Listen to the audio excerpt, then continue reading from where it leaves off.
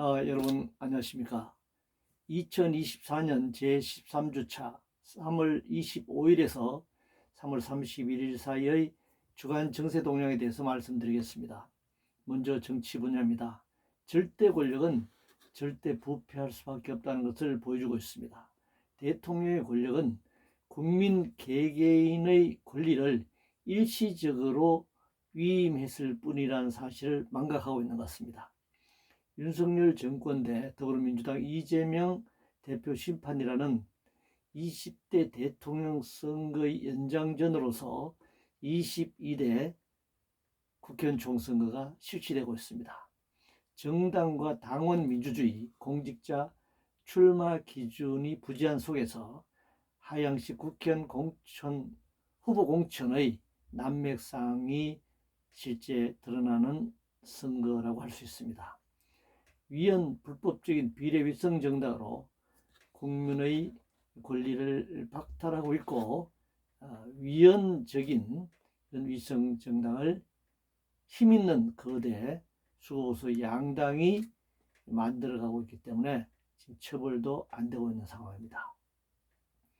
조세재정 원칙 없는 공약을 남발하고 있습니다. 국가사회를 운영할 전략과 비전 없는 공약 경쟁만 난무하고 있습니다. 검찰 내 권력 투쟁과 별개로 검찰 자체가 갖고 있는 무소불위의 권력을 제어할 필요가 있습니다.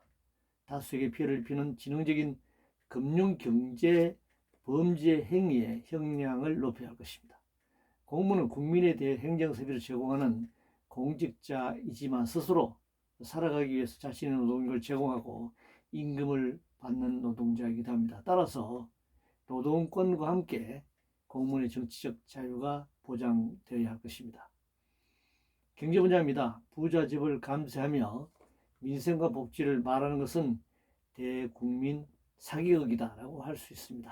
지금 여야 후보들의 공약이 그렇습니다. 재벌 대기업이 투자할 때면 항상 정부의 규제 완화 그리고 금융 지원을 요구하고 있습니다. 결국 중소형세 기업과의 격차가 계속 벌어지는 것이고 그 부담은 결국 국민의 몫으로 돌아갑니다. GTX 건설과 관련해 엄청난 과잉 투자, 환경 파괴, 재난 대비 안정성 문제에 대해서는 별로 심각하게 논의되지 않은 상황에서 건설 사업이 진행되고 있습니다.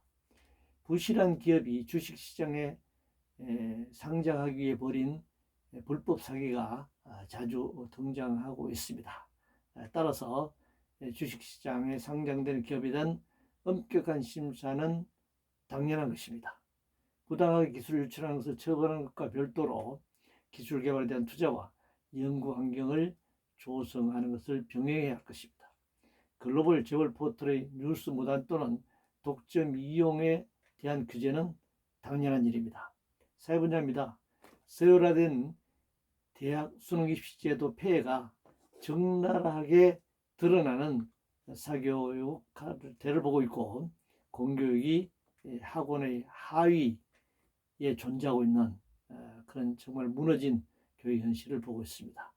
강북을 강남처럼 개발하려는 욕구는 수구보수 정치인들과 금융건설 자본의 권력과 이윤에 대한 탐욕 때문에 벌어지는 일입니다.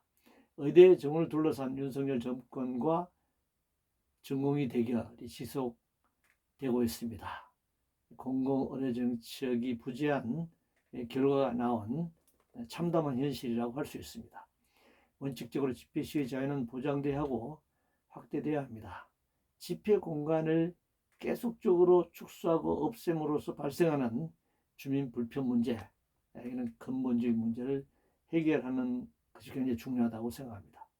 유튜브 등 SNS는 언론의 자유를 확대하고 소통 공간을 획기적으로 넓힌 측면이 있습니다. 그러나 다른 사람의 얼굴이나 이름을 도용해 부당한 이득을 얻으려는 범죄 행위도 증가하고 있습니다.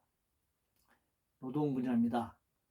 자본의 끊임없는 최저임금 업종별 차별화는 최저임금 제도 자체를 붕괴시키려는 전략입니다. 최저임금은 노동자들이 최소한의 생존을 유지하기 위해서 그 이하로 지급돼서는 안 된다라고는 마지노선이기 때문에 업종별 차별화는 최저임금 그 마지노선 위에서 업종에 따라서 차이가 날 수 있습니다. 노동개혁의 본래 의미는 노동자들의 인간다운 삶을 위한 노동권, 인권을 확대하는 것인데 지금 노동개혁은 자본의 이데올로기 공세에 의해서 노동법을 개혁하는 등 노동 조건이 악화되는 것을 노동개혁이라고 부르고 있습니다. 국가기관이 특정 개인의 이주노동자들을 강제 체포하는 것, 이것은 당연한 불법 행위고 이주노동자의 차별을 금지하는 정책을 펴므로써 이런 부분을 줄여나갈 수 있을 것이라고 생각합니다. 생태환경 분야입니다. 농산물 가격 폭등을 물가 측면만이 아니라 기후위기 측면에서 더 심각하게 생각해야 할 때라고 생각합니다.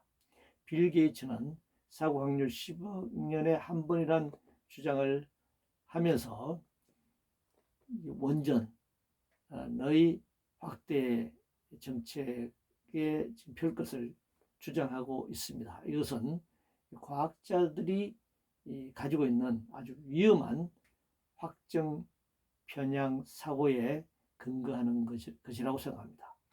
국제 분야입니다. 남북 관계는 남북 당사자뿐만 아니라 주변 4대 강국 이해관계 속에서 복잡하게 얽혀 있습니다. 남북 관계만 딱 떼내서 한반도 문제를 분석하거나 이해서는 안 될 것입니다.